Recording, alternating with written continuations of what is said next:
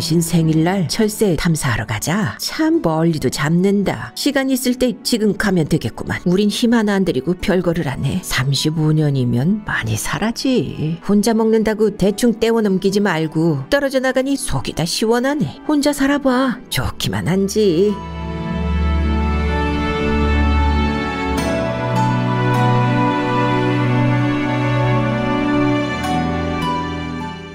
퇴직합니다. 장정옥.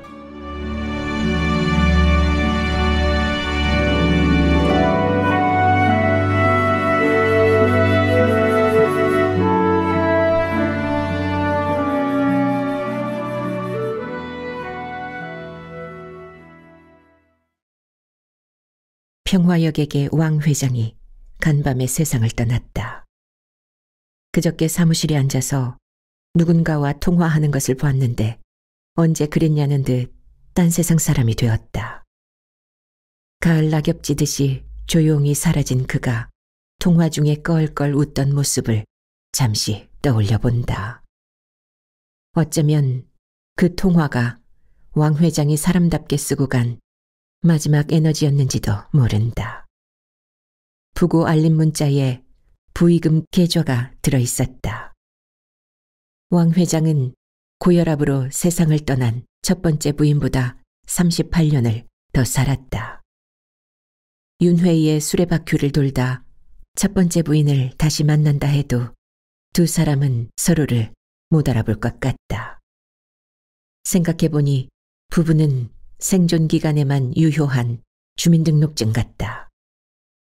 간혹 잃어버리기도 하지만 언제든 재발급이 가능하고 사정에 따라서 주민등록 번호를 바꿀 수도 있다. 사는 동안 무시로 필요하지만 덜어 잊고 살아도 별로 문제가 안 된다. 아내 정숙이 들으면 더 이상 효용가치도 없는 카드 필요 없다며 시궁창에 쳐넣으려 했겠지만 부부는 서로에게 그런 관계가 틀림없다. 왕 회장의 죽음과 함께 때맞춰 정년 퇴직이었다. 왕 회장이 죽으며 회사 경영진에 인사이동이 있었다. 왕 회장이 건강하게 오래 산 연유로 왕위 승계가 늦어졌고 왕 회장의 자리는 적자 승계의 원칙에 따라 아들을 건너뛰어 손자에게로 곧장 넘어갔다.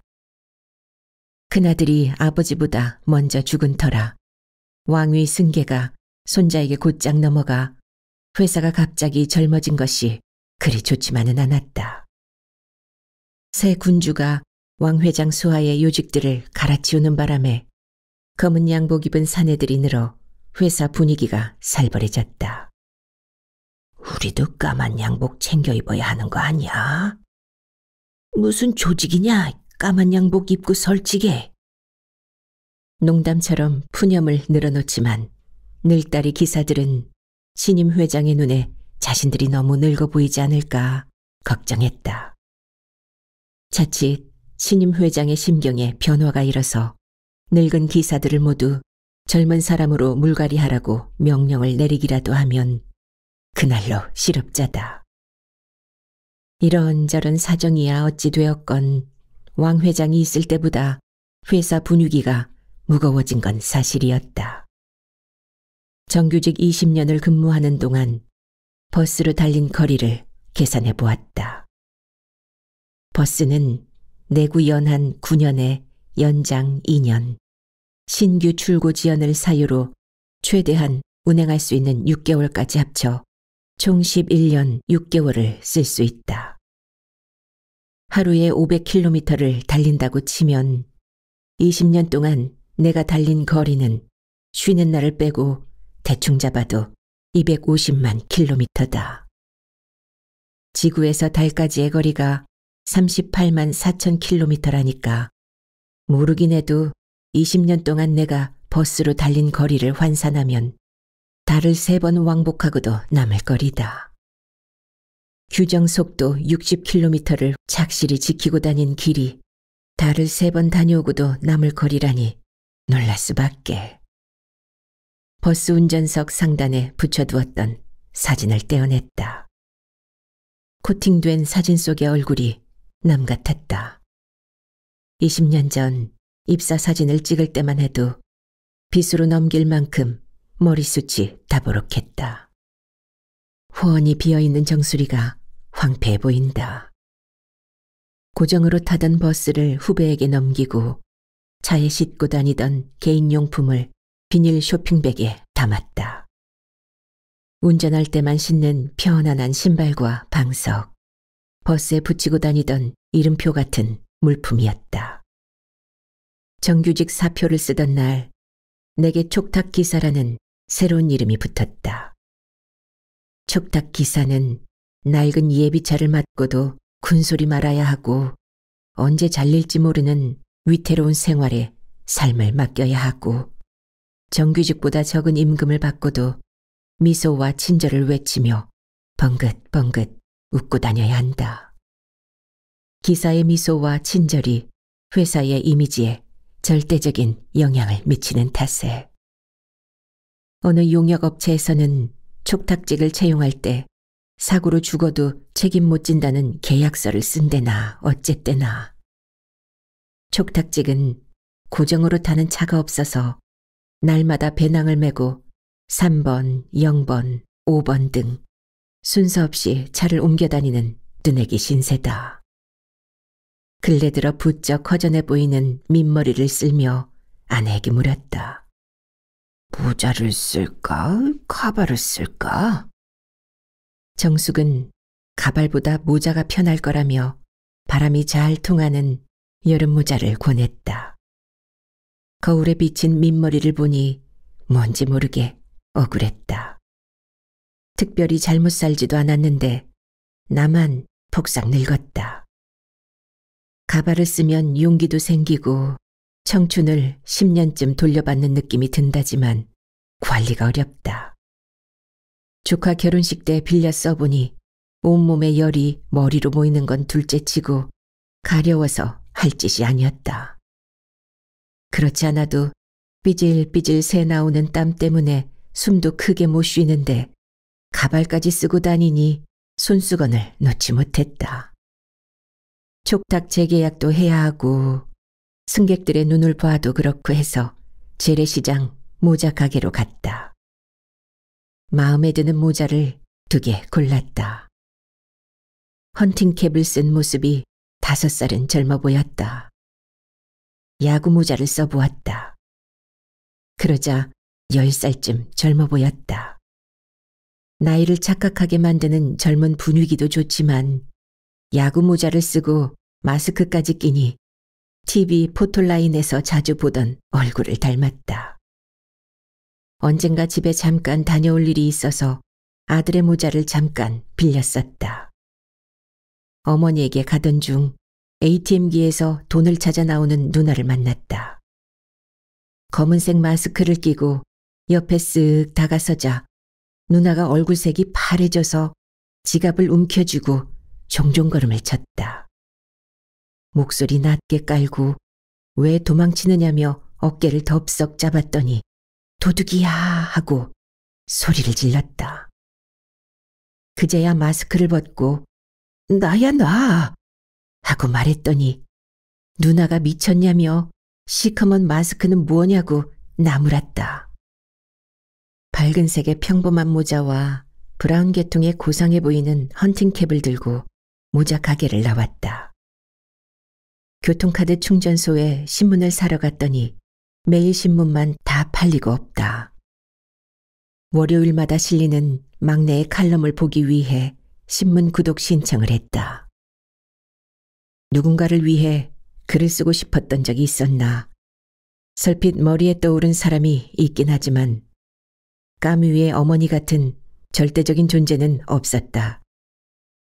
까뮤의 유고작에 쓰여있는 헌사처럼 생애를 통틀어 손꼽을 수 있는 한 사람에게 주는 글을 쓰고 싶기도 했다. 귀가 어둡고 글까지 몰랐던 어머니, 까뮤 소설의 원형은 바로 그 어머니의 침묵이었다. 내 영혼을 촛불처럼 밝혀준 원동력이 무엇인가 돌아보니 그것은 바로 희망을 추구하던 희망 없음의 절대적 고독이었다. 어둠에 갇힌 자신에게서 자유롭고 싶었던 갈망. 어쩌면 나는 세상에 없는 미지를 향해 달리는지도 모른다. 블랙홀 같은 막내의 속내를 짐작해본다. 이 즈음만큼 내게 자유가 필요했던 적이 없는 것처럼 막내도 나만큼이나 그것을 필요로 한다고 느꼈다. 말하지 않아도 저절로 알아지는 것이 있어서 은연중 막내가 동지 같기도 했다. 내 틀을 벗어나고픈 욕구에 아랑곳 없이 나는 여전히 제자리를 맴돌고 있다. 정규직에서 촉탁기사라는 명찰을 바꾸어 달고서 촉탁기사 1년차 계약을 하고 나니 이사장이 팀장이라는 생소한 직함의 명함을 주었다. 아무리 생각해도 명함을 나눠줄 곳이 없어서 한 통 가득 들어있는 명함을 아이들에게 주었다. 5살 배기, 2살 배기 아이들이 거실 가득 명함을 깔아놓고 그림도 그리고 낙서도 해가며 할아버지 이름을 신나게 밟고 다녔다. 온 집안이 장난감으로 발디딜 틈이 없었다. 치워봐야 헛일이었다. 엄마, 애들 좀 키워줘. 빨리 벌어서 집 사야 한다며 딸이 배구공을 패스하듯이 아이들을 넘기고 갔다. 아침에 출근하며 맡기고 저녁에 퇴근할 때 찾아가는 시기인데 회식이다 뭐다 해서 아이들을 데려가지 않는 날이 더 많았다. 작은 아이가 어려서 엄마와 떨어지지 않으려고 아침마다 울고 불고 야단이더니 사흘이 지나자 할머니 무릎에 앉고 일주일 후에는 엄마를 잊고 잘 놀았다. 말로는 월급처럼 보육료를 주겠다고 했지만 애초에 믿음이 안 가는 다짐이었다. 집 산다고 휴가도 있고 살면서 엄마 아빠 쓰라고 보육료를 잘 더 챙겨주겠다. 부모와 자식 사이에도 돈 계산은 분명히 해야 한다지만 정숙은 한 살림 보태주는 셈 치고 아이들을 부아준다고 했다. 나한테도 그런 인심을 좀 쓰지. 아이들이 오고부터 우리 집은 24시간 놀이방이 되었다. 온종일 집이 난리 북새통인 건 기본이고 이웃 아이들까지 보태면 적잖게 소란한 아기집이 되곤 했다. 아파트 1층이니 다행이지 하마터면 사흘이 멀다 하고 층간소음 항의를 받을 뻔했다. 두 아이 챙겨 먹이고 씻기고 재우는 일상이 보통 마음으로 할 수 있는 일이 아니었다. 한시도 마음을 놓을 수 없긴 하지만 아이들이 어른들의 손을 필요로 하는 시기는 딱 유년기 5, 6년이다. 육아를 빌미로 아내와 나는 두 아이의 인성이 형성되는 중요한 시기를 함께하는 셈이었다. 아이들은 잠시 우리 곁을 스치는 천사다. 자라면서 아이들은 천사의 옷을 벗고 사람이 된다. 천사의 모습으로는 사람의 세상에서 살 수 없으니 옷을 갈아입을 수밖에. 정숙은 아이들이 잘 때만 예쁘다며 나랏님 밥상은 차려도 아이는 못 보겠다고 엄살을 해댔다. 정숙이 명함을 집어들고 팀장이 뭐 하는 사람이냐고 물었다. 한마디로 대답했다. 심부름꾼? 팀장은 8개나 되는 종점의 기사들 숙소와 커피 자판기를 깨끗이 관리하는 벼슬인데 판공비가 교통비 3만 원이라니까 정숙이 레알? 하며 물었다. 손자들 가르친다고 영어 배운다더니 처음으로 써먹은 단어가 리얼이다. 30만 원도 아니고 3만 원? 하고 영어로 되물어야 진짜 리얼인데 아직 거기까지는 이르지 못한 게지. 크든 작든 벼슬이란 것이 따지고 보면 신뢰하는 직원에게 주는 성이라고 좋게 해석해도 되지만 긴 말 늘어놓을 것 없이 팀장은 무보수의 일꾼 아니면 머슴이었다. 다음 계약을 포기할 각오라면 모를까 거절하기 어려운 벼슬이었다. 괜스레 객기를 부리다 블랙리스트에 이름이 오르면 재계약은 꿈에도 생각 못할 일이 된다. 겨자 한 덩어리 넘기는 마음으로 명함을 받았다. 톡 쏘는 고추냉이의 매운맛이 머리를 치는 느낌이었다. 새 직장 찾기가 쉽지 않은 나이였다. 운전기사가 되기 전 종로에서 친구와 치킨 가게를 할 적만 해도 리스로 구입한 차에 명함을 반듯하게 올려놓고 다녔다.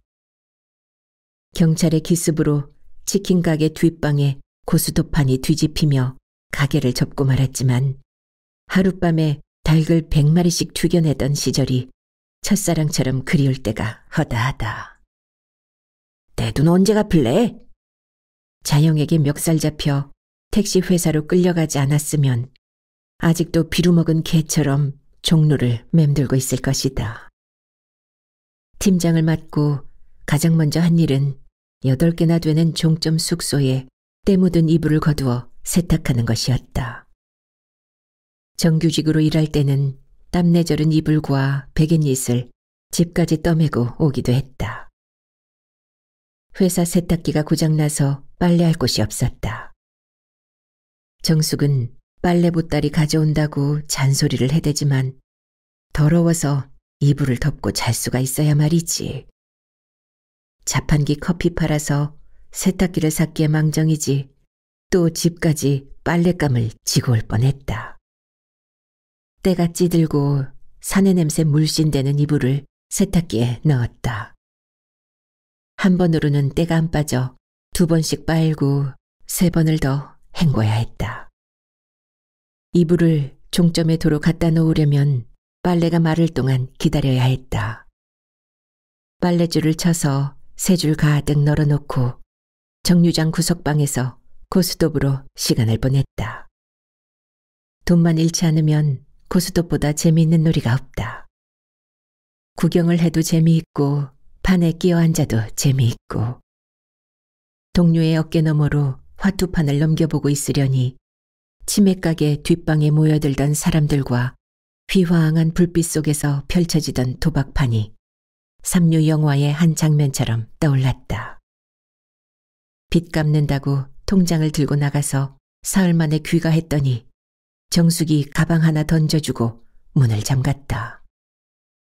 욕도 아깝다면서도 개자식이라는 욕설을 거침없이 내뱉었다.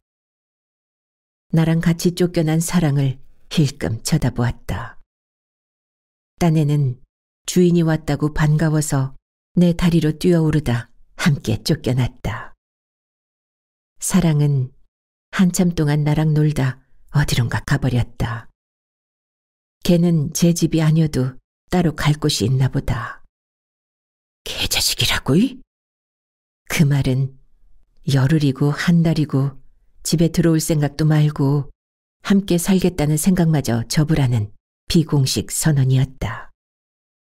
정숙이 화를 내는 건 내 사흘의 부재에 따르는 빚 때문이다. 게임은 한 번도 내 편이 되어주지 않았다. 그런데도 버리지 못하는 걸 보면 참으로 부작용이 심한 병이었다. 더 나쁜 건 결과를 알면서도 마약을 찾는 것처럼 끊임없이 도박장 주변을 맴돈다는 사실이다. 차라리 나가 죽으라고 소리치는 편이 나았다. 사흘 재미있게 놀고 온 죄로 욕을 바가지로 얻어먹었다. 쫓겨난 게 억울해서 힘차게 문을 열고 들어갔다. 사람이 가끔 돈도 쓰고 놀기도 하고 그러는 거지. 아이들이 나를 반갑게 맞아주었다. 양쪽 팔에 2 아이를 다 안았다. 나를 내치는 정숙의 심정은 이해한다. 나처럼 줏대없는 지우개 새끼 몽당년 필새끼하고는 나라도 말하고 싶지 않겠다. 이 꼴 저 꼴 안 보고 사는 게 소원인 건 나도 마찬가지다. 혹시 헛짓으로 날려버리지 않을까 해서 집도 아내 이름, 통장도 아내 이름, 내 것이라곤 늙은 몸뚱이뿐이다. 다 늦게 새장가 갈 능력도 안 되는데 이혼이라도 하게 되면 나만 손해지. 늙은 남자에게는 혼자 자고 혼자 밥 먹는 독방 생활보다 무서운 고문이 없다. 한 가지 희망이 있다면 정숙보다 사흘 오래 사는 것이다. 아내보다 오래 살겠다고 마음먹으니 새로운 힘이 생기고 그녀의 잔소리도 트로트 가락으로 들린다. 지우개 새끼, 몽당 연필 새끼, 썩을 놈의 고등어 자식이라고 있는 대로 욕을 퍼부어도 참을 수 있다. 욕을 하다 재미없으면 그만두겠지. 욕을 듣는 나만 더러워지나 욕을 하는 제 입이 더 더러워지지.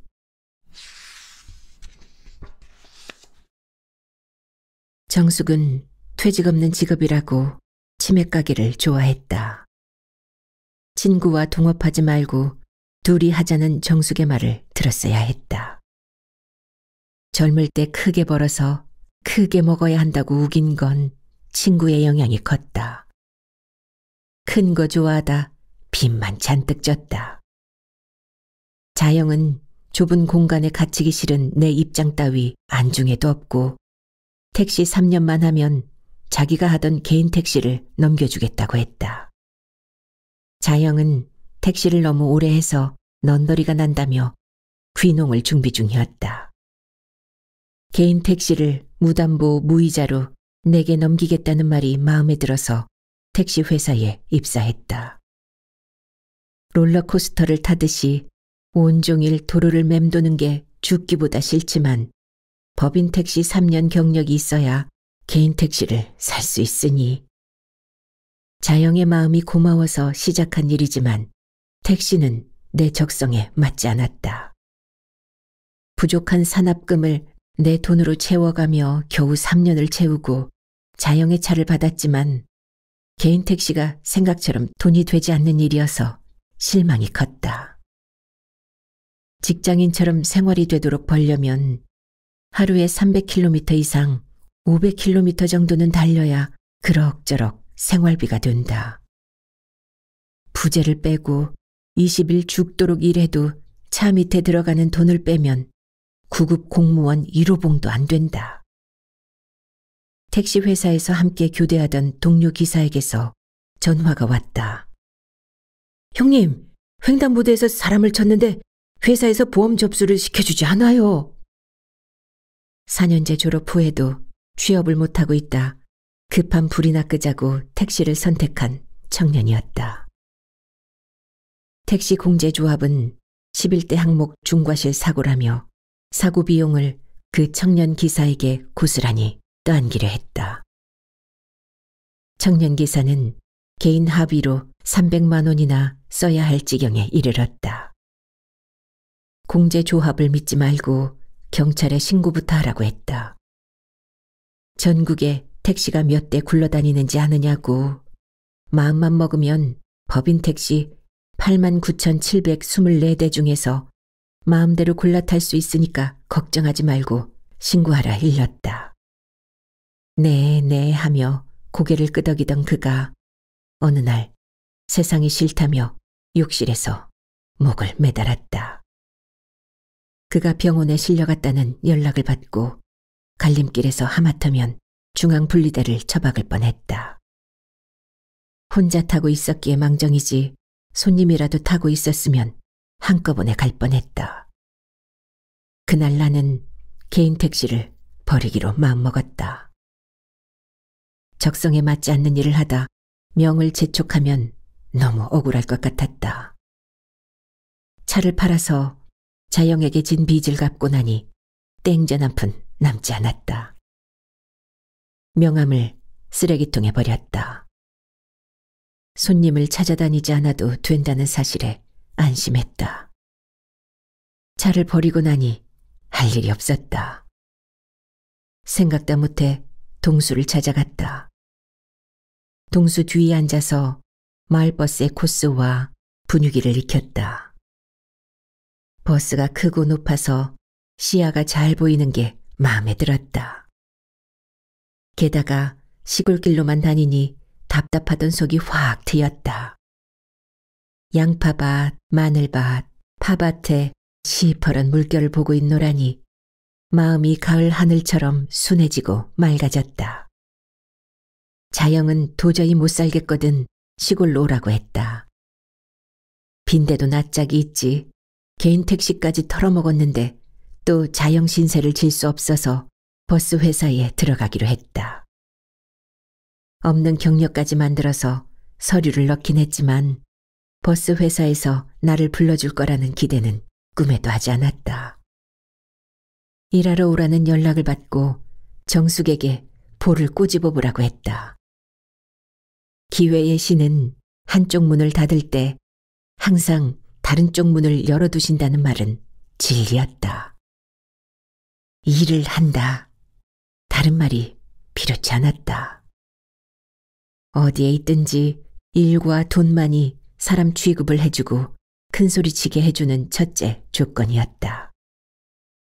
정숙이 잠투정하는 아이의 우유를 타서 방으로 들어갔다. 차를 진작 팔걸. 버스를 처음 몰던 날 내가 한 말이다. 택시처럼 내가 손님을 찾는 게 아니고 손님들이 알아서 차를 타는 것이 마음에 들었다. 나는 그저 시간 맞춰 코스를 돌기만 하면 되었다. 일이 반으로 줄어든 느낌이었다. 아무런 대책 없이 차를 팔았지만 개인 택시를 벌인 건 내가 저지른 일 중에서 가장 잘한 일이었다. 차 팔아서 한미천 잡은 줄 알고 사업에 투자하라는 유혹이 잦았다. 정숙이 그들을 한 칼에 베어버렸다. 다른 데 일하러 가니까 앞으로 전화하지 마. 숙소의 방 청소와 이불, 베갯잎, 수건 등의 빨래를 마치고 귀가하려는데 휴게실에 모여있던 기사들이 나를 불렀다. 박 기사가 내게 A4 용지를 내밀었다. 배차 조정을 요구하는 기사들의 서명이 든 서류였다. 이름 옆에 붉은 지장이 찍혀 있었다. 우리에게 식사 시간을 돌려주시오. 내 이름만 써넣으면 40명의 서면 쟁의가 이루어지는 셈이었다. 박 기사는 빈칸에 이름을 써넣고 사무실에 갖고 가서 합의를 받아오라고 했다. 잠시 어리둥절해 있던 나는 한 달만 있으면 재계약인데 이걸 들고 가라고? 하며 고개를 저었다. 서류 들고 가서 욕을 얻어먹는 건 대수로운 일이 아닌데 다음 달 재계약에서 밥줄이 끊기면 어떡하느냐고 되물었다. 그러자 박 기사가 팀장 혼자 살고 다른 사람은 다 죽어도 괜찮으냐고 억지 소리를 해댔다. 밥 먹을 시간도 없이 쫓겨 살다 병이라도 얻으면 누가 책임지냐는 항의가 어이없어서 소리쳤다. 난 또 울면서 월급 받아요? 일은 내가 10배 더 하구만. 팀장이니까 가서 말 좀 해줘. 그러다 재계약 못하면 난 어쩌라고요? 설마 팀장을 자르겠어? 박 기사는 사장이 기사들의 요구를 들어주지 않으면 파업을 감행할 수밖에 없다며 그러기 전에 팀장이 해결하라고 압박했다.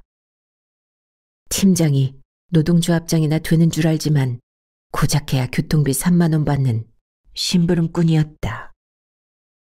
그들은 총대를 메어줄 사람이 필요했고 하필이면 팀장이라는 벼슬을 달고 있는 내게 그 임무가 주어졌다.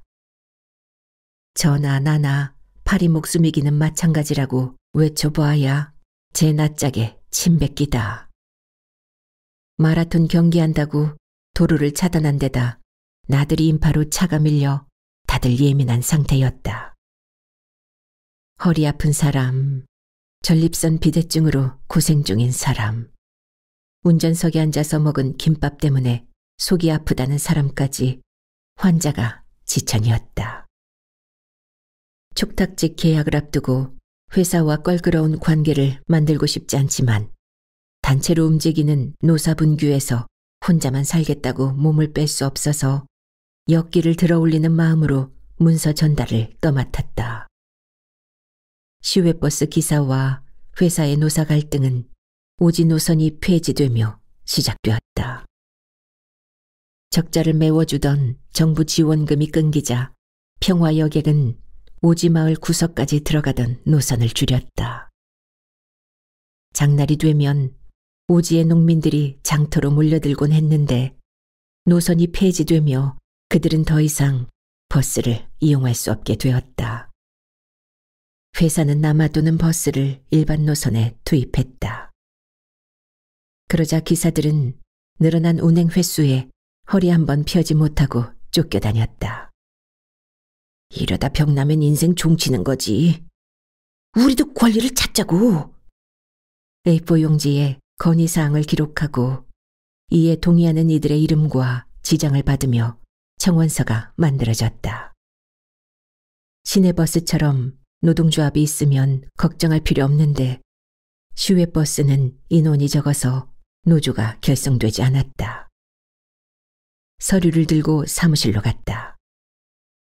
사장은 자리에 없고 부사장과 전무, 이사장, 여직원이 자리를 지키고 있었다. 이사장에게 봉투를 내밀었다. 이사장이 전무에게 봉투를 넘겼다. 손님과 이 얘기를 나누던 전무가 서류를 훑어보며 중얼거렸다. 배돼지가 풀렀군. 말하는 꼬라지하고는 미간에 내천자를 그을 사람이 누군데. 전무에게서 서면 청원서를 받아 훑어보던 부사장이 나를 째려보았다. 배차 간격을 좀 늘려주세요. 지원금도 못 받는데 차를 세워두란 얘기야? 밥 먹을 시간을 달라는 겁니다. 전무는 시외버스가 얼마나 큰 적자를 내고 있는지 아느냐며 노사 분규를 말려도 시원찮을 판국에 팀장이 앞서서 선동한다고 트집을 잡았다. 전무는 부사장이 편하게 부려먹을 사람을 찾다 데려온 친구였다. 말이 좋아 전무지 갈데없는 심부름꾼이어서 욕먹을 일까지 도맡아야 했다. 그게 심부름꾼의 본분이었으니. 기름값도 못 벌어오는 주제에 무슨 불만이 그렇게 많아? 손님 적은 게 우리 탓입니까? 벌어오는 것보다 많이 가져가잖아. 월급 통장을 보여드릴까요? 입 밖으로 새 나오는 말을 안으로 밀어넣었다. 땅만 판다고 금맥이 나오는 것도 아니고 젊은 상사들과 싸워봐야 삽질하는 늙은이만 손해다. 배차표 조정은 당장 해결해야 할 일이었다. 기사들 사정이 딱합니다. 회사가 적자로 허덕이든 말든 늙은이들 안위만 생각하면 그만이야. 사정하면 들어주는 척이라도 해야지. 내가 구걸하러 왔느냐고 언성을 높이려니 이사장이 말렸다. 수십 년 베테랑 기사들에게 늙은이라니. 낙하산 주제에 말본새가 예뻐야 참아주지. 늙은 기사들 내쫓고 세대 교체하면 천지개벽이 일어날 줄 알지만 옛다 만만의 콩떡이다.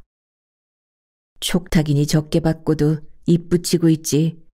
정규직이면 그 돈 받고 일할 사람이 어디 있다고.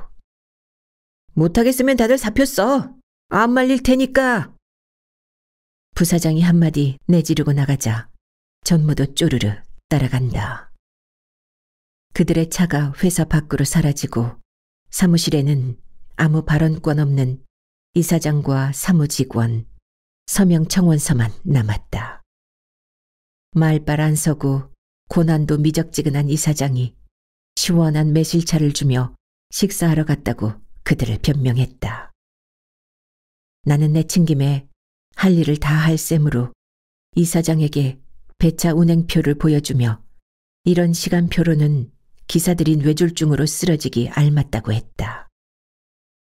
회사에 몸담고 있으면 한 식구나 다름없는데 그들의 고통을 모른 척하는 건 가족의 도리가 아니라니까 이사장은 입에 발린 말이나마 그럼 하고 반주를 맞춰주었다. 스트라이크가 일어나기 전에 이사장이 나서서 힘 좀 써달라고 사정했다. 고개를 끄덕이며 듣고 있던 이사장은 건의를 해보겠다며 사장이 수긍할 수 있도록 배차 일정표를 다시 짜오라고 했다. 나는 이사장이 빈말이나마 해결 방안을 제시해 준 것이 고마워서 당장 배차표를 짜오겠다고 했다. 이름뿐인 이사장이지만 그 역시 버스 기사로 늙은 사람이어서 누구보다 기사들의 고통에 밝았다. 이사장은 왕 회장의 먼 친척이고 회사에 자기 버스를 몇 대 가진 주주이기도 했다. 이름만 올려놓고 고에게 연봉을 빼가는 측에 비하면 건전한 사업자였다. 정류장으로 돌아온 나는 기사들에게 부사장과 전무의 반응을 전하고 배차 일정표를 다시 짜오라는 이사장의 분부도 전했다. 기사들은 절반의 성공이라도 거둔 게 어디냐며 수고하는 김에 팀장이 배차 일정까지 짜보라고 일을 맡겼다. 이미 나갈 만큼 나간 터라 팀장의 임무나 다하자는 마음으로 배차 일정표를 짜는 일에 전념했다. 꽉 짜인 노선에 점심시간을 넣기 위해 기사들과 전화통화로 일정을 조절했다. 밤잠까지 설쳐가며 사흘 만에 완성한 배차 일정표를 복사해서 기사들과 사무실 직원들에게 한 장씩 돌렸다. 배차 일정표가 들어가고 열흘이 지나도록 아무 반응이 없었다. 나는 대답을 듣기 위해 수시로 사무실을 드나들었다. 전무가 뭐라고 하건 말건 나는 귀가 없는 사람처럼 새로 짠 배차 일정표를 들이밀었다. 욕도 얻어먹고 그만 떠들고 나가라는 구박도 받았지만 그런 노력이 헛되지 않아서 보름 만에 잃었던 식사 시간을 되찾았다. 기사들이 내 수고를 고마워하며 자판기 커피를 빼주기도 하고 음료수를 사주기도 했다. 다음 달이 재계약이지? 싸늘하게 노려보던 부사장의 눈길이 마음에 걸렸다. 휴일 없는 일꾼 노릇으로 촉탁직 1년차를 끝냈다.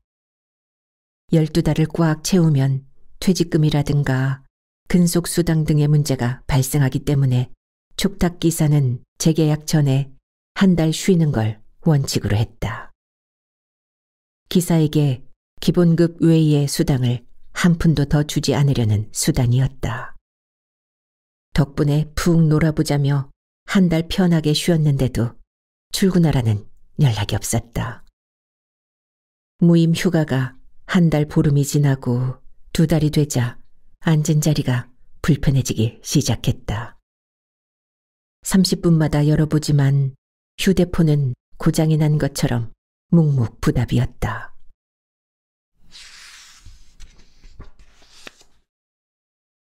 비정규직 노동자들이 모두 이런 마음으로 견디는구나. 계약이 끝날 때마다 전화를 기다리는 수모까지 견뎌야 하는 현실이 정신을 번쩍 들게 했다. 배차 시간 조정해달라는 항의가 재계약을 방해한 요인이 된 게 틀림없었다. 이참에 운전대 놓을까 생각도 해보았지만 낯선 일이 주는 마음고생과 적은 월급을 생각하면 그래도 하던 일이 나았다. 고용보험부터 타먹을까? 고용보험만은 최악의 순간만을 위해 밀쳐두기로 했다. 회사에서 전화가 올까 긴장하고 있으니 밥맛도 없다. 무급 휴가여서 취미생활을 즐길 엄두도 안 나고 친구 만나러 다닐 흥도 생기지 않았다. 벌어가며 쓰는 게 진짜 돈이지 놀며 받아 쓰는 건 구차한 눈물이었다. 더 늙어서 운전도 못할 정도가 되면 뭘 하고 살아야 할까 상심이 깊었다. 날만 새면 밖으로 나가던 일상이 몸에 배어서 시간을 주어도 뭘 하고 놀아야 할지 몰랐다. 기껏 한다는 짓이 공원에서 장기 아니면 바둑을 두거나 온종일 텔레비전 리모컨 채널을 있는 대로 돌리는 것 외에는 할 일이 없었다. 나를 어떻게 책임져야 할까? 정숙이 싸준 반찬을 들고 집으로 갔다. 어머니는 1박 2일 여행을 가셨고 막내는 글을 쓰다 컴퓨터를 열어놓은 채 잠들었다. 잠깐 쉰다는 게 영 잠들어버린 모양이다. 낮에 강의한다고 뛰어다녔을 텐데 밤에 소설 쓴다고 앉아있어 보아야 잠만 쏟아지지. 비쩍 마른 몸으로 무슨 큰일을 한다고 몸 버려가며 저러는지. 마늘밭에 가서 일해도 하루 10만 원은 주는데 한 달 내내 매달려 쓴 소설 원고료가 겨우 6만 원. 어이없다. 소설가라고 잘난 척 으스대지만 내 보기에는 평생 돈 안 되는 백수다. 저러고도 정치 토론이 벌어지면 한치도 양보하지 않고 잘난 척 콧대를 세우지. 이놈 저놈 편들어 보아야 다들 그 밥에 그 나물인걸. 내가 할 말이 없어서 지는 줄 알지만 그 꼬장꼬장한 골새님 주제에 나한테 아니면 어디 가서 길을 펴고 살까 해서 져준다. 컴퓨터에 쓰여있는 글이 겨우 한 줄이다. 소설 쓴다더니 생각대로 안 되나 보다. 사람은 무엇으로 사는가? 어디서 많이 들어본 것 같은 저게 제목인가?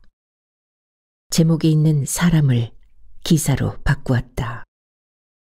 소설이든 칼럼이든 세상 살아가는 얘기를 하면 되는 거지 별거 있을라고.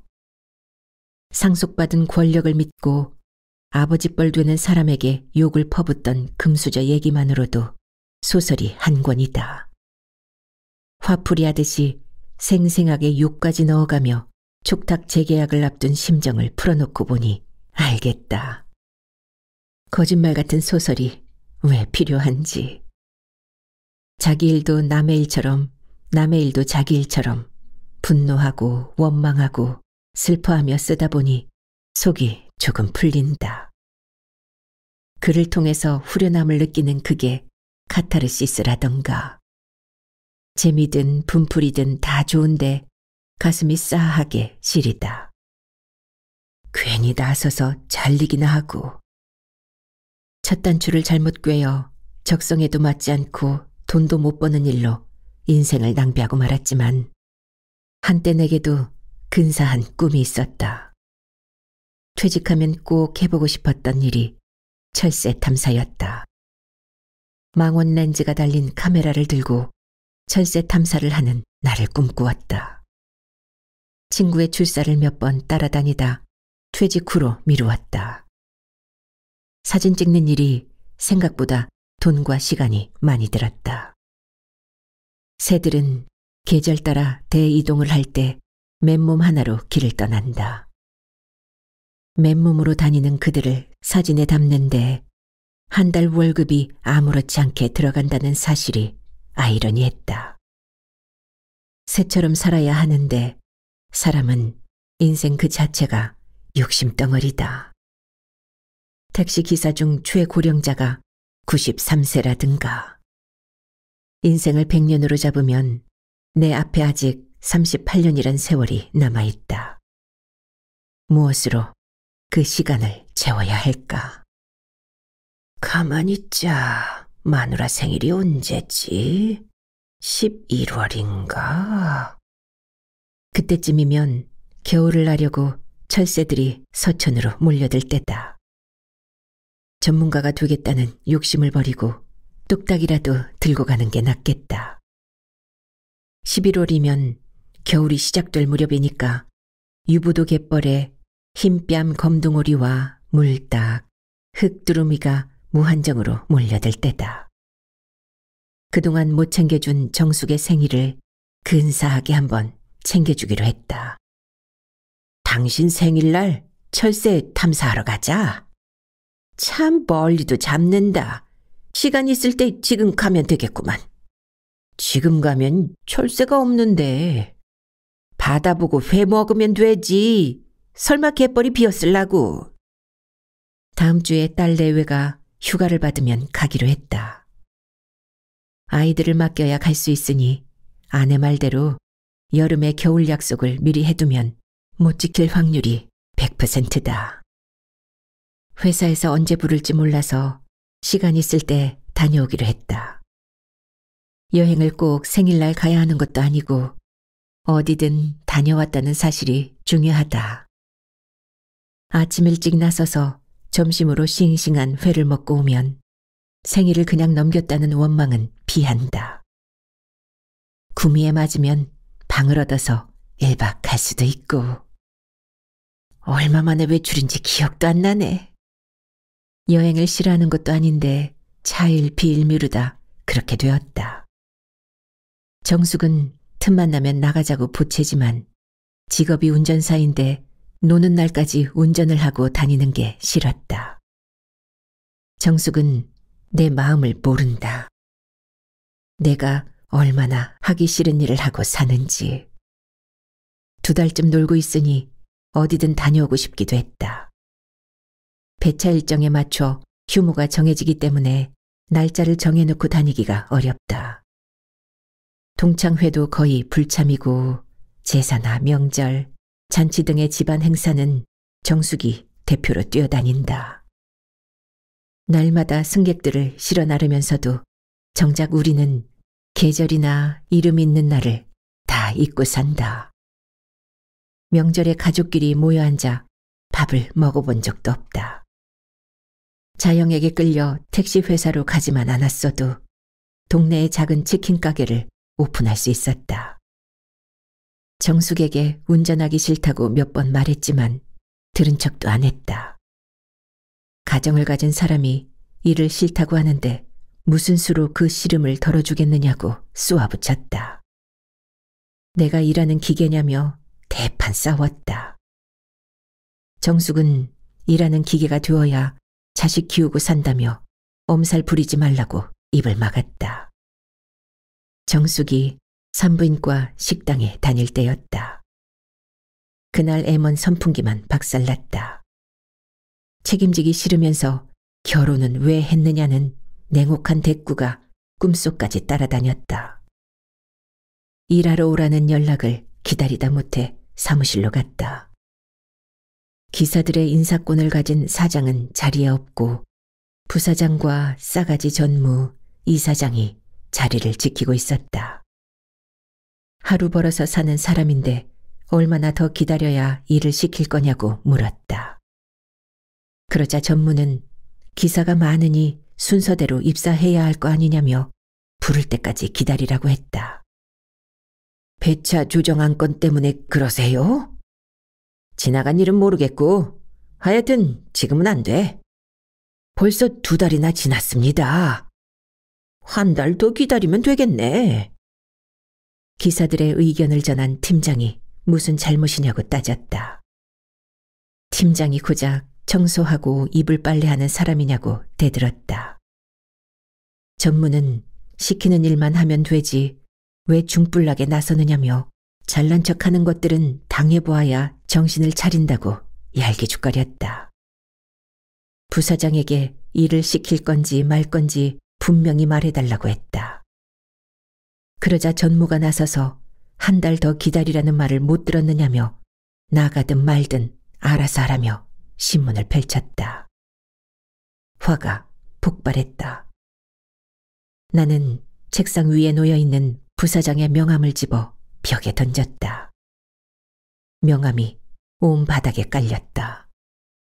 나는 흩어진 명함을 밟으며 전무의 멱살을 잡았다. 너희 잠깐 보자. 왜 이래? 이 손 안 놔?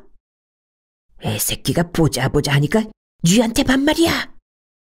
이마로 전무의 머리를 들이받았다.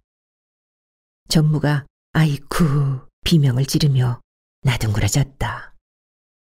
내 이마가 더 아팠지만 아무렇지 않은 척하며 사무실을 나왔다. 집까지 어떻게 왔는지 모르겠다. 동네 포장마차에서 소주까지 한잔하고 집에 들어가니 정숙이 어떻게 되었느냐고 물었다.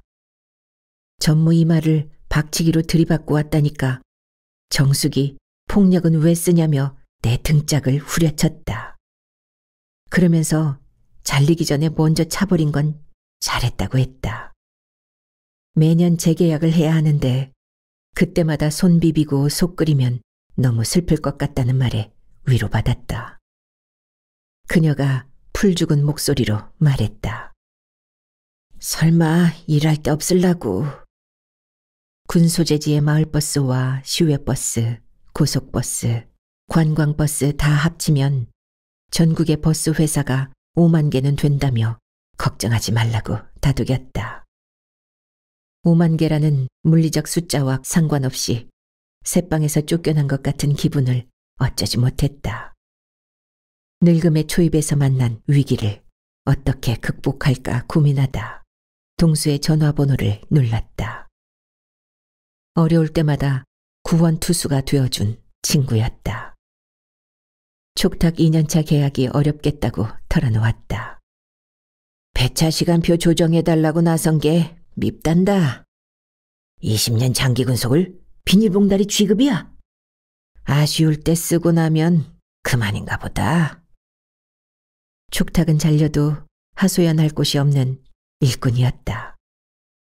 대동력에게 혹시 빈자리 있느냐는 물음에 동수는 열흘 후에 계약이 만료되는 사람이 있다며 서류부터 넣자고 했다. 운이 좋으면 열흘 안으로 일하게 된다는 말에서 구원의 기미를 느꼈다. 서류를 하루라도 빨리 넣는 게 유리할 것 같아서 준비해둔 서류를 가지러 눈썹이 휘날리게 뛰었다. 대동여객은 대동시에서만 운행하는 시골버스 회사였다. 동수가 코스를 한 바퀴 돌고 올 동안 회사 주변을 둘러보았다. 회사를 사이에 두고 기찻길과 천변이 뱀처럼 길게 뻗어 있었다. 새길을 한참 걷다 보면 오일장과 시외버스 정류장이 나왔다. 동수가 묵고 있다던 숙소에서 회사까지 편도 20분이 걸린다니까 출퇴근 시간을 따지면 하루에 못 걸어도 40분은 걷게 된다. 알맞은 거리였다. 입사하라는 연락을 기다리는 동안 짬뽕 가게 하던 친구를 따라 마늘밭으로 마늘을 뽑으러 갔다. 수건을 들고 나가는 내게 정숙이 말했다. 혹시 마늘밭에서 돈보따리 나올지 모르니까 잘 살펴요. 마늘밭이나 배추밭에서 돈뭉치가 발견되는 일이 간혹 있긴 하지만 소화도 안 되는 돈 주워 먹고 무슨 애군을 치르려고. 사흘 동안 짬뽕 부부와 마늘밭을 옮겨 다녔다. 그들은 15억짜리 상가와 대학교 앞에 원룸까지 있는 알부자였다. 그런데도 쉬지 않고 마늘밭, 양파밭으로 난리를 다녔다. 그렇게 억척스레 모아서 어디 쓰려느냐고 물었다. 짬뽕 부부는 일하고 싶으면 일하고 일하기 싫으면 놀아도 되는 자유가 좋다고 했다. 회사에서 연락이 오기를 기다리며 보낸 2달이 아까웠다. 햇볕에 얼굴이 까맣게 타고 귓불에 허물이 벗겨지지만 마음은 더없이 편했다. 내게 위로를 준 것이 바로 일당으로 받은 5만 원 지폐 2장이었다. 아내와 한 장씩 나눠 가졌다. 일을 끝내고 마늘밭을 다니며 주운 이삭이 한 자루였다. 마늘밭 일거리가 끊길 즈음 동수에게서 연락이 왔다. 내일 당장 일할 수 있겠어? 되고 말고. 아픈 사람이 생겼어. 일자리 생긴 것이 기뻐서 무조건 일을 하겠다고 했다. 정숙과 떠나기로 한 서천의 그림 같은 풍경이 머릿속을 스쳤지만 여행보다 일이 먼저였다. 나는 위기를 면한 노루처럼 비타 500을 사들고 대동여객으로 갔다. 시퍼런 파밭과 양파밭이 자창을 스쳤다. 양파 줄기를 당기면 크고 둥근 양파가 주렁주렁 달려나오고 등짝에 내리쬐는 햇볕이 뜨겁다. 평화여객에서 일하는 동안 사고 기록이 없는 데다 결근 한번 하지 않은 성실한 근무 경력이 대동력에게 관리부장에게 신뢰를 준 모양이었다. 회사만 다를 뿐이지 하던 일이고 오랜 경력이 쌓인 일이어서 주어진 코스대로 버스를 몰고 다니면 되었다. 내일부터 일을 하게 되었다니까 정숙은 새벽 4시 30분에 일어나도록 알람을 맞추며 여행은 어떻게 되느냐고 물었다. 뒤에 휴무일 잡아서 가자니까 정숙이 기운 빠진 목소리로 말했다. 내 복에 웬 여행인가 했네.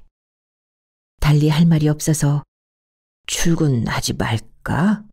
하니까 정숙이 나를 흘겨보았다. 동수가 동료들 5명이 함께 지내는 숙소에 들어오라고 했다. 회사가 다른 도시에 뚝 떨어져 있어서 기숙사 생활을 해야 하는 게 약점이었다. 집만큼 편하지 않겠지만 등을 붙이고 누울 수 있으면 된다고 했다. 보자기에 이불을 싸며 정숙이 혼잣말을 중얼거렸다. 덜금하게 기숙사 생활도 해보네. 집에서 회사까지 왕복 63km였다. 새벽 첫 차를 몰고 나가려면 4시 30분에 일어나야 하고 막차는 9시 넘어야 회사로 들어간다.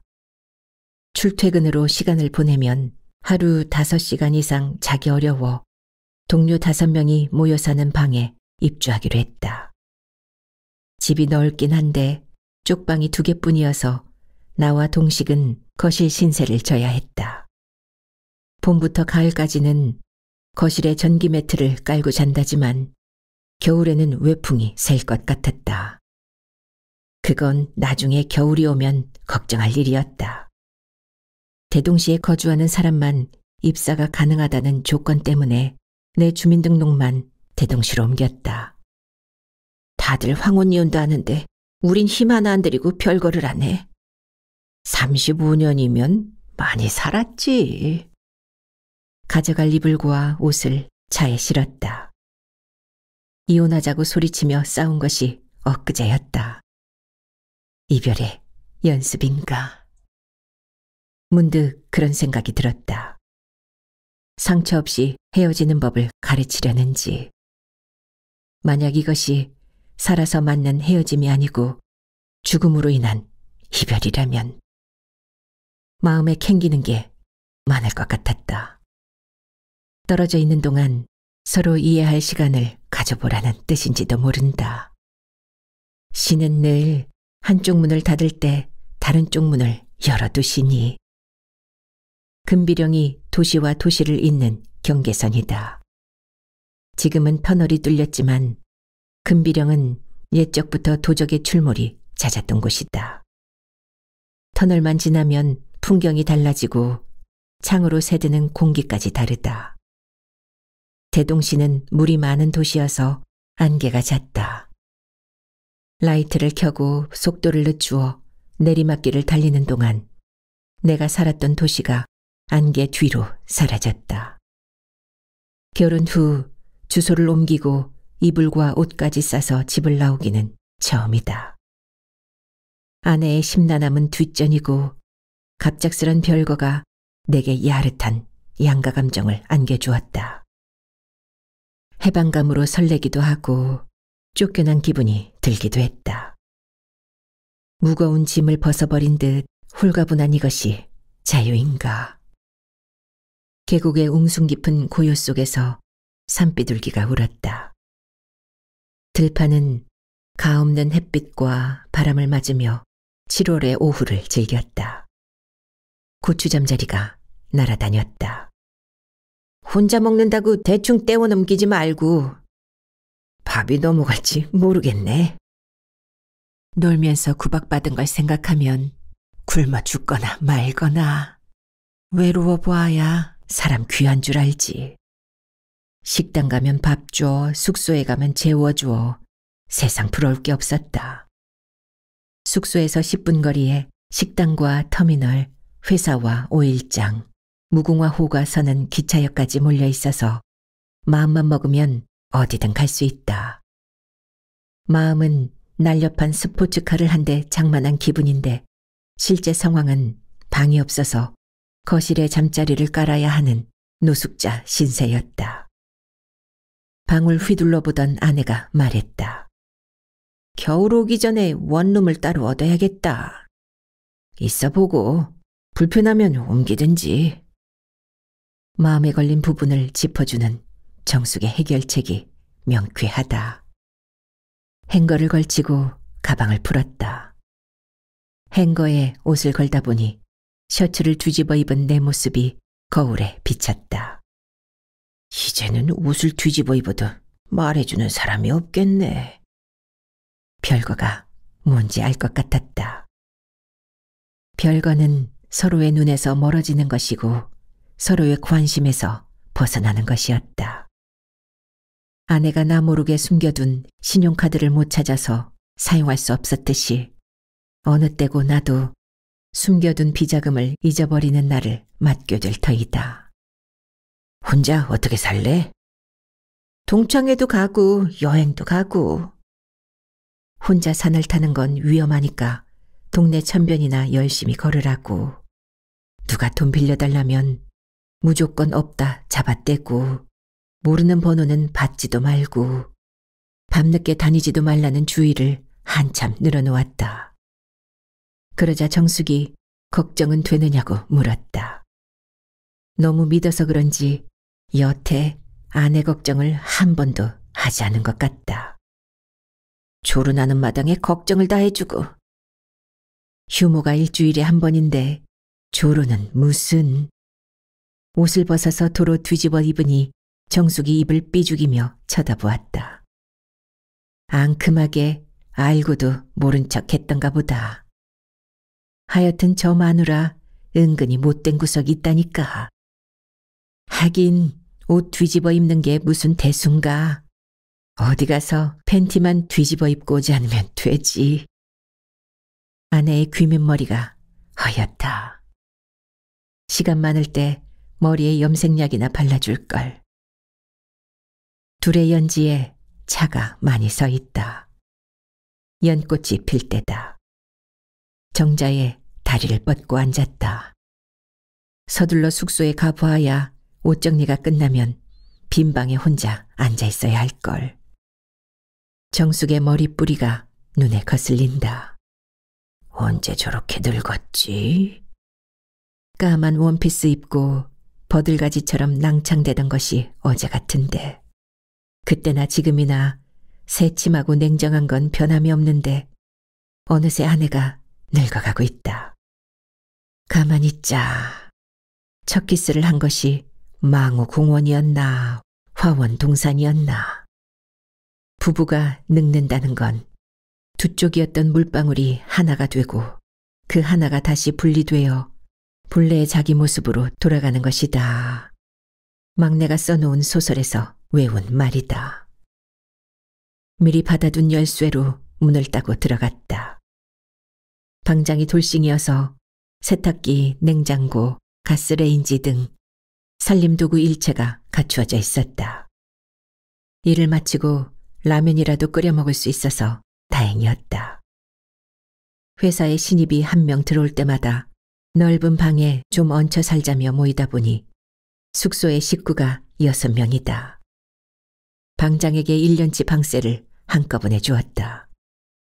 친구들과 모여 살면 재밌겠다. 정숙은 친구들과 살면 수학여행 온 기분이겠다고 했다. 늙은 남자 6명 모여보아야 호라비 냄새만 나지 재미있을 게 뭐냐고 했더니 그녀는 풀죽은 목소리로 고독사는 면할 거 아니냐고 했다. 별 끔찍한 소리를 다 한다고 나무라고 보니 우리가 벌써 그런 걱정을 해야 할 나이였다. 열심히 산 것 같은데 남은 거라곤 자식뿐이다. 나무늘보처럼 거꾸로 매달린 기분으로 살았다. 생각해보니 가족들의 생일을 챙긴 적도 없다. 일이 바빠서 그랬다고 핑계를 대기엔 35년이 너무 길고 넓다.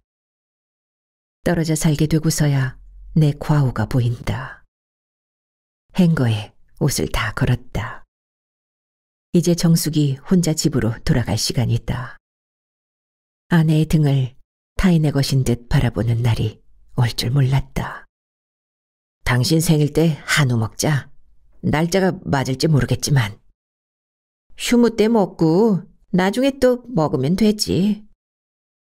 정숙이 차를 몰고 가는 모습을 지켜보았다. 이혼한 부부의 마음을 조금 알 것 같았다. 영영 남으로 돌아간다고 생각하면 그동안에 서운했던 점을 모두 용서할 수 있을 것 같았다. 건강이 허락하면 대동역에게서 10년쯤 근무할 텐데 그동안 별관 부부처럼 뚝 떨어져 지내야 한다. 얼굴 마주 볼 날이 손으로 꼽아도 몇 날 안 된다고 생각하니 인생이 참 짧다. 이렇게 서서히 멀어지다 어느 날 두 사람 중 하나가 죽으면 그날로 영원히 이별이다. 이별 연습이라도 하는 것처럼 떨어져 있다 갑자기 부고를 받는다면 정숙과 나 사이에 건너지 못할 강이 가로놓인 듯 막막함이 느껴졌다. 정숙을 보내고 오니 일을 마친 동료들이 하나 둘씩 들어왔다. 나를 맞아주는 식구들을 위해 통닭과 음료수, 과일 등을 차려서 회식 준비를 해두었다. 들어오는 사람마다 와 하며 괴성을 질러댔다. 이게 사는 재미지. 동료의 말에 그럼 하고 대꾸했다. 6명이 둘러앉아 이야기꽃을 피웠다. 새벽마다 운행 전에 음주 측정기를 불어야 하기 때문에 술은 막걸리로 준비했다. 회사 내에서 음주 측정을 하는 것으로 단속이 강화되었다. 회사에서도 불고 운행 중에도 불고 하루에 음주 측정기를 3번 불었던 날도 있다. 밤에 마신 소주가 새벽 음주 측정기에 인식이 되더라고 했다. 막걸리로 건배를 들었다. 과일과 닭고기, 떡으로 출출한 속을 채웠다. 술을 좋아하는 동료가 숨겨둔 양주를 꺼내어 한 잔씩 돌렸다. 한 잔이야 괜찮겠지. 첫날부터 음주 측정에 걸려 일을 못하는 상황이 생기는 게 아닐까 걱정하며 술잔을 들었다. 11월에 철새가 돌아올 때 맞춰 가자니까 정숙이 그러든지 하며 시큰둥하게 받았다. 이도저도 다 귀찮아. 집이 가장 편해. 희망을 버린 사람의 목소리와 자조적인 말투가 마음을 찔렀다. 뚝 떨어져 나가니 속이 다 시원하네. 정숙은 밥을 하지 않아도 된다며 하느님이 말년 휴가를 주셨나 보다고 좋아했다. 혼자 살아봐. 좋기만 한지. 정숙이 입을 삐죽거렸다. 기차가 빠른 속도로 다가왔다. 철길 저쪽으로 휑하니 달아나는 기차를 보며 이별의 의미를 생각했다. 이별은 서로 만나지 못하는 물리적 상황을 하나로 뭉친 말이다. 막내는 소설이 바로 그 0이라는 무한의 수에서 시작되더라고 했다. 정숙과 내가 어떤 마음으로 살아야 하는지 알려주는 말 같았다. 회사 앞으로 철도가 놓여 있어서 5분, 10분마다 기차가 오간다. 마음만 먹으면 어디든 갈 수 있다. 인간은 누구나 혼자이며 끊임없이 시간을 옮겨다니는 나비의 날갯짓 같은 이동으로 일시적 자유를 느낄 뿐이다. 인간은 시간을 파먹는 벌레다. 막내 말대로 자신에게마저 타인이어야 하는 삶에서 인간이 얼마나 자유로울 수 있는지, 누가 그 대답을 자신 있게 할 수 있을지. 철커덩거리며 기차가 지나간다. 지나가는 기차에게 말을 걸어본다. 아이, 앞으로 잘 지내보자고. 기차가 대답도 없이 쌩하니 지나갔다.